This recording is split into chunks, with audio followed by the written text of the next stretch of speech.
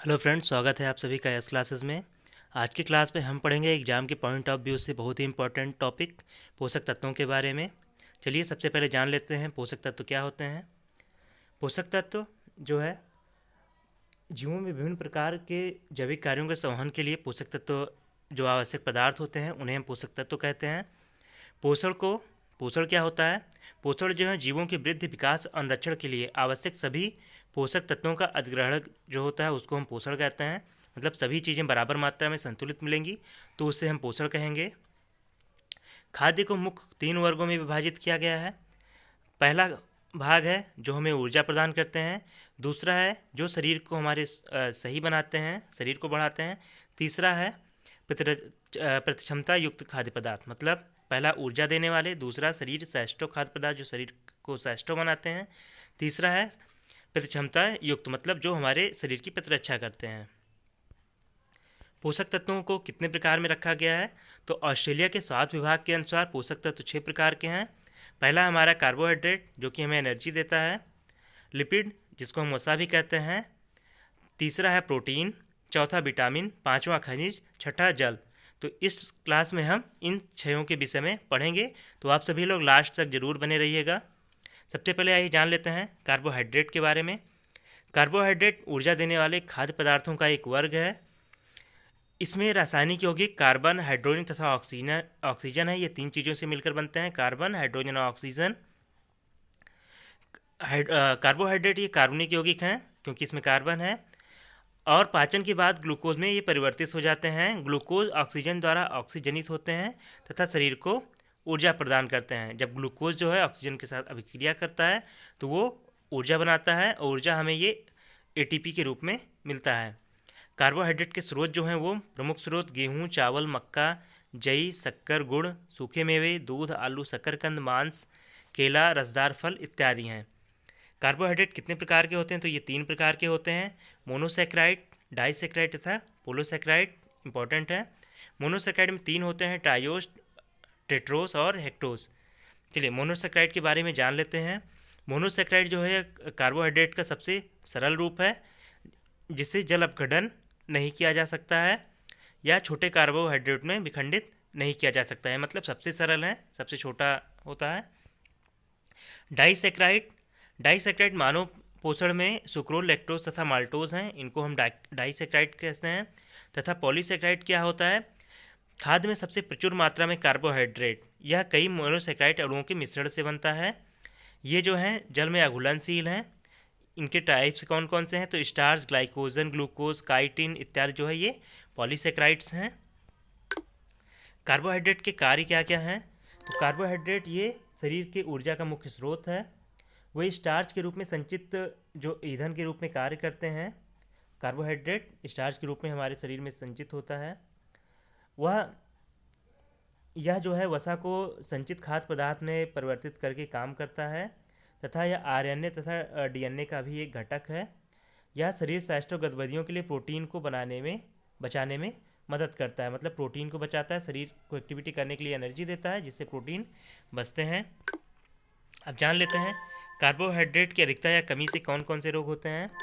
तो अत्यधिक कार्बोहाइड्रेट से जो है वो मोटापा जैसी समस्याएं होती हैं, तथा कार्बोहाइड्रेट की कमी से शरीर का भार कम होना तथा काम करने की क्षमता कम हो जाना जैसी समस्याएं उत्पन्न होती हैं। अब आइए जान लेते हैं प्रोटीन के बारे में। प्रोटीन जो है एक अत्यधिक जटिल नाइट्रोजन युक्त पदार्थ है जो कि 20 अमीनो अम्लों से बनता है, जिसमें 10 जो है हमारे शरीर के लिए अति आवश्यक हैं तथा 10 नॉर्मल हैं। प्रोटीन शब्द का सबसे पहले प्रयोग जे बर्जीलियन ने 1938 में किया। प्रोटीन जो है न केवल मनुष्य के शरीर के संरचनात्मक पदार्थ है बल्कि यह अन्य कार्यों को भी करते हैं। मतलब इसका हुआ कि संरचनात्मक पदार्थ क्या है? शरीर को रोग प्रतिरोधक क्षमता देता है और इसके साथ साथ कई अन्य कार्य भी करते हैं। मानव शरीर का लगभग 15% भाग जो है वो प्रोटीन से है। प्रोटीन भी 3 प्रकार के हैं, सरल प्रोटीन, संयुग्मी प्रोटीन तथा व्युत्पन्न प्रोटीन। सरल प्रोटीन के बारे में जान लेते हैं। यह जो है केवल अमीनो अम्लों से बनता है। उदाहरण क्या है सरल प्रोटीनों के? एब्यूमिन, ग्लोबिमिन, ग्लूटेनिन, एब्यूमिनाइड और हिस्टाइन तथा प्रोटोमीन, ये जो है सरल प्रोटीन के उदाहरण थे। संयुग्मी प्रोटीन क्या होते हैं? संयुग्मी प्रोटीन जो है ये अन्य रासायनिक समूहों के साथ पारस्परिक क्रिया करते हैं। इनके उदाहरण हैं न्यूक्लियोप्रोटीन, ग्लाइकोप्रोटीन, फास्फोप्रोटीन, हीमोग्लोबिन तथा लाइकोप्रोटीन जो है ये संयुग्मी प्रोटीन के उदाहरण हैं। तथा व्युत्पन्न प्रोटीन ये जो है प्राकृतिक प्रोटीन के अंशायिक जल अपघटन से प्राप्त होता है ये। अब आइए प्रोटीन के कार्य को जान लेते हैं। प्रोटीन जो है कोशिकाओं की वृद्धि तथा मरम्मत को बढ़ावा देता है, हमारे शरीर की रोग प्रतिरोधी क्षमता को बढ़ाता है, ऐसे कहेंगे। कुछ प्रोटीन हार्मोन के संश्लेषण में भी भाग लेते हैं। कई जटिल प्रोटीन उपापचयी प्रक्रियाओं में एंजाइम के रूप में होते हैं। तथा प्रोटीन के जो मुख्य स्रोत हैं वो अंडा, दूध, बादाम, दालें, मछली, मांस, पनीर इत्यादि हैं। अन्य जो प्रोटीन के फंक्शंस हैं वो अभी हमने पढ़ा ना, एंजाइम्स के रूप में होते हैं, एंटीबायोटिक्स के रूप में हमारे शरीर को मरम्मत करते हैं, ट्रांसपोर्टेशन का भी काम करते हैं, तथा रेगुलेटरी हैं। As a hormones they control metabolism, ये मेटाबॉलिज्म को कंट्रोल करने का काम करते हैं। स्ट्रक्चरल होते हैं, कवरिंग एंड सपोर्ट्स स्किन, ये स्किन को भी लिए अच्छे हैं। तथा हेयर, नेल्स तथा बोन इन सब के भी काम करते हैं, मतलब इनकी मरम्मत करते हैं। मूवमेंट, हमारी मसल्स तथा अन्य चीज़ों का भी ये बनाने का काम करते हैं। अब चलिए अगला जो भाग है वसा, इसके बारे में जान लेते हैं। वसा के बाद हमारा मोस्ट इम्पॉर्टेंट टॉपिक विटामिन होगा, उसको भी हम देखेंगे। चलिए वसा के बारे में जानते हैं।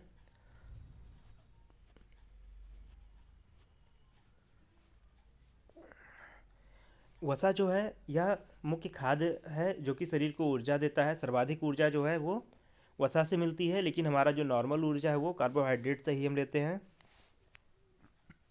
यह ग्लिसरॉल और वसा अम्लों के संयोजन से बनता है। क्षार द्वारा इसका इमल्सीकरण किया जा सकता है। वसा के प्रकार ये दो ही प्रकार के होते हैं, जंतु वसा तथा वनस्पति वसा। जंतु वसा यह दूध वसा, गाय से जो वसा मिलती है हमें, गाय वसा, मछली के तेल के रूप में वर्गीकृत किया जा सकता है।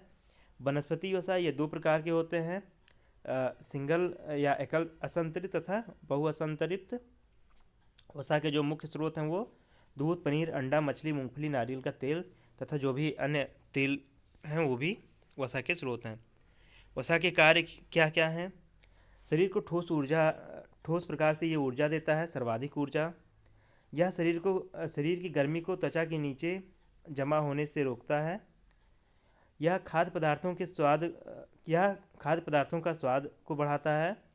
यह शरीर के विभिन्न भागों में चोट लगने से बचाता है। हमारे जो त्वचा है उसके नीचे जमा रहता है, इसके ये चोट लगने से भी बचाता है। वसा की कमी तथा अधिकता से होने वाले विकार को जान लेते हैं। सबसे पहले वसा की कमी से होने वाले विकार, यह मनुष्य के शरीर के त्वचा को शुष्क बनाता है। अगर हमारे जो त्वचा है उसमें ऑयल की कमी होगी तो जो हमारा त्वचा है वो शुष्क बनेगा, वजन की कमी होगी, शरीर का विकास अवरुद्ध होगा। वसा की अधिकता से हृदय रोग तथा हाई ब्लड प्रेशर जैसी समस्याएं होंगी, उच्च रक्तचाप जैसी समस्याएं। अब हमारा नेक्स्ट टॉपिक है मोस्ट इम्पॉर्टेंट विटामिन्स। विटामिन्स को जो सबसे पहले इस्तेमाल है वो 1911 में सी फुंक ने किया था। काश्मीर फुंक उनका पूरा नाम था। मानव शरीर में कम मात्रा में कार्बनिक पदार्थ की आवश्यकता होती है तथा हम कहेंगे विटामिन्स की सबसे कम मात्रा में आवश्यकता होती है। विटामिन खाद्य पदार्थों से प्राप्त होते हैं और इसकी कमी से कुछ रोग हो जाते हैं। आइए इनके बारे में जानते हैं। विटामिन हमारे दो प्रकार के होते हैं, जल में विलीय तथा वसा में विलीय। जल में विलीय दो हैं, बी और सी, तथा वसा में विलीय क्या है, KEDA। हम ध्यान रखेंगे कीड़ा से, KEDA जो है ये वसा में विलीय हैं।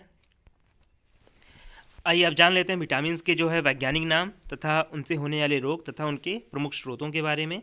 विटामिन ए को हम रेटिनॉल के नाम से जानते हैं। इसकी कमी से रतौंधी रोग होता है तथा इसके मुख्य स्रोत क्या हैं इस विटामिन को प्राप्त करने के, गाजर, शकरकंद तथा पालक। विटामिन B1 को हम थायमिन कहते हैं। इसकी कमी से बेरी रोग होता है। इसके मुख्य स्रोत साबुत अनाज, मांस और मछली हैं। विटामिन B2 रिबोफ्लाविन, शरीर में वजन की कमी। इसके मुख्य स्रोत अंडे जो बॉडी फैट है, यकृत और वृक्क इसके मुख्य स्रोत हैं। दुबला मांस और दूध। विटामिन B3 जिसको हम नाइसिन कहते हैं, इसकी कमी से पेलाग्रा होता है तथा इसके मुख्य स्रोत हैं खमीर, मांस, कुक्कुट मतलब मुर्गा, लाल मछली, अनाज, फलियां और बीज। विटामिन B6 जिसको हम पायरोडॉक्सिन कहते हैं, इसकी कमी से एनीमिया होता है। इसकी जो मुख्य स्रोत हैं कुछ मछलियां हैं, मूंगफली तथा सोयाबीन है।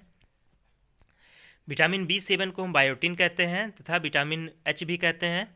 इसकी कमी से कमजोरी तथा भूख न लगना जैसी समस्याएं होती हैं तथा बालों का झड़ना भी इसी में आएगा। सब्जियां, अनाज, नट, बादाम, अखरोट, मूंगफली, खमीर और सोयाबीन इसके मुख्य स्रोत हैं। Vitamin B9 folic acid, folic acid में हम बोल सकते हैं इसमें आयरन होता है, खनिज होता है। इसकी कमी से एनीमिया होता है। तो आयरन के जो मुख्य स्रोत हैं हरी पत्तेदार सब्जियां, बीन्स, दाल, मसूर, गेहूं के बीज, खमीर, मूंगफली, संतरे इत्यादि हैं। अगला है हमारा विटामिन B12 जिसको हम साइनोक्लोबिमीन कहते हैं। इसकी कमी से भी एनीमिया होता है।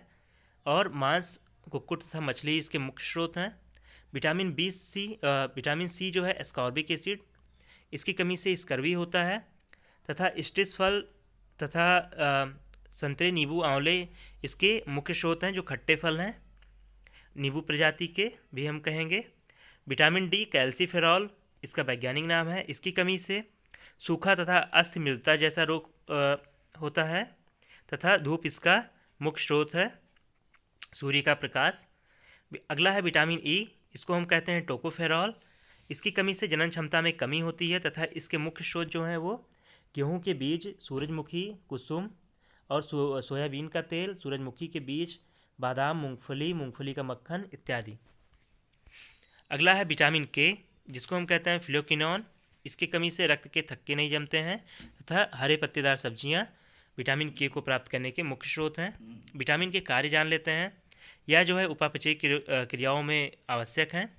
ये शरीर में कार्बोहाइड्रेट, प्रोटीन तथा वसा के विघटन से संबंधित हैं तथा ये उपापचय के अंतिम उत्पादों के रूप में ऊर्जा, CO2 तथा जल निर्मुक्त करते हैं।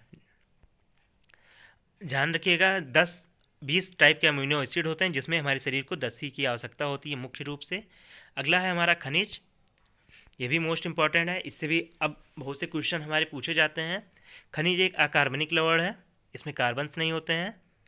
मानव शरीर में कम से कम 29 तत्व पाए जाते हैं, हम इनको खनिज कह सकते हैं। तत्व एलिमेंट्स हैं, कौन कौन से उनको जान लेते हैं तथा उनसे संबंधित तथ्यों को जानते हैं। सबसे पहला है तत्व सोडियम। सोडियम जो है रक्तचाप को नियंत्रित करने में सहायक होता है, हमारे ब्लड प्रेशर को, तंत्र में तंत्रिकाओं के आवेगों के संचरण को कंट्रोल करता है। मुख्य स्रोत इसके जो हैं नमक, मछली, दूध तथा अंडे इत्यादि हैं। इसके बाद हमारा पोटेशियम जिसका जो है प्रतीक K है। यह जो है शरीर में विद्युत अपघट्य का नियमन बनाए रखता है। अगला है हमारा कैल्शियम। यह अस्थियों तथा दांतों को विटामिन D से संयोजित करता है तथा उनको मजबूत बनाता है। मुख्य स्रोत इसके दूध, मछली, अनाज इत्यादि हैं। अगला है हमारा फास्फोरस। यह अस्थियों के विकास के लिए बहुत ही महत्वपूर्ण है, यह अक्सर पूछा जाता है क्वेश्चन। अब खनिजों को आप ध्यान से पढ़िएगा, विटामिन के साथ साथ खनिज बहुत पूछे जाते हैं। अगला है हमारा लौह। इसकी कमी से एनीमिया होता है तथा इसके मुख्य स्रोत जो है वो दाल, पालक इत्यादि हैं। यह जो है फोलिक एसिड में भी पाया जाता है। अगला है हमारा आयोडीन। इसकी कमी से घोघा रोग होता है जिसको हम गायटर कहते हैं। मुख्य स्रोत जो है वो आयोडीन तथा सब्जियां हैं। सबसे इम्पोर्टेंट है हमारे शरीर का में उपस्थित जल। आइए इसके बारे में जानते हैं। जल मानव शरीर का महत्वपूर्ण हिस्सा है। यह मानव शरीर के लगभग 65 से 70% में रहता है तथा अगर प्लाज्मा में जल पूछा जाए तो 90% होता है मानव रक्त के प्लाज्मा में। निर्जलीकरण से मानव की मृत्यु हो सकती है अगर किसी को दस्त ज़्यादा हो रहा है तो। जल ऊष्मा वाष्प द्वारा मानव शरीर के तापमान को नियंत्रित करता है तथा आमतौर पर एक व्यक्ति को प्रतिदिन 4 से 5 लीटर जल पीना चाहिए। महत्वपूर्ण तथ्य क्या क्या हैं? प्रतिऑक्सीकारक जिसको एंटीऑक्सीडेंट कहते हैं से भरपूर खाद्य पदार्थ जो vitamin A, C, E, selenium जो खाद्य युक्त पदार्थ में पाए जाते हैं। प्रतिऑक्सीकारक एंटीऑक्सीडेंट जो है वो vitamin A, C, E, selenium जैसे जो खाद्य पदार्थ हैं उनमें ज़्यादा पाए जाते हैं। विटामिन और खनिज में जो है वो कोई कैलोरीज नहीं होती, इनसे कोई ऊर्जा नहीं मिलती है हमें। एक व्यक्ति को एक दिन में लगभग 20 मिलीग्राम लौह की आवश्यकता होती है, आयरन चाहिए कम, तथा आमतौर पर एक सामान्य नौकरी करने वाले औसत युवा व्यक्ति को ऊर्जा उत्पन्न करने के लिए खाद्य की जो आवश्यकता है वो 3000 से 3500 कैलोरी की होती है। आपको हमारी क्लास कैसी लगी हमें कमेंट बॉक्स में ज़रूर बताएं, तथा आपके लिए कंटेंट तैयार करने में हमें काफ़ी मेहनत करनी पड़ती है, तो आप हमारे चैनल को भी सब्सक्राइब करना ना भूलें। धन्यवाद।